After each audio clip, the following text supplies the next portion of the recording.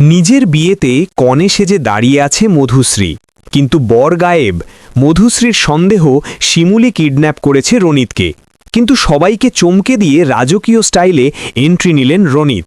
আর এসেই মধুশ্রীকে জড়িয়ে ধরা তো দূর, সোজা চলে গেলেন ঘোমটা দেওয়া সেই কাজের মেয়েটির কাছে।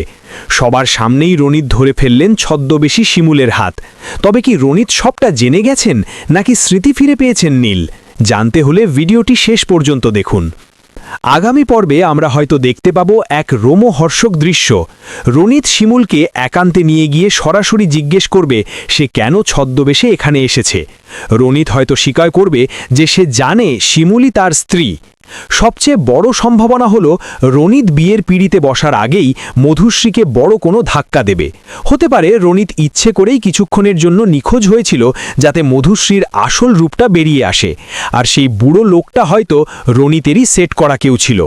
আগামী পর্বে মধুশ্রীর ভণ্ডামি সবার সামনে ফাঁস করে দিয়ে রনিত হয়তো শিমুলের হাতেই আবার বরমাল্য দেবে, অথবা শিমুলকে তার প্রাপ্য সম্মান দিয়ে মণ্ডপ ছাড়বে। গল্পের এই টানটান উত্তেজনা মিস করতে না চাইলে আর রনিত শিমুলের মিলনের সাক্ষী হতে চাইলে এখনই আমাদের চ্যানেলটি সাবস্ক্রাইব করে পাশের বেল আইকনটি বাজিয়ে দিন। ভিডিওটি ভালো লাগলে লাইক ও শেয়ার করতে ভুলবেন না। দেখা হচ্ছে পরের ভিডিওতে, ততক্ষণ ভালো থাকুন।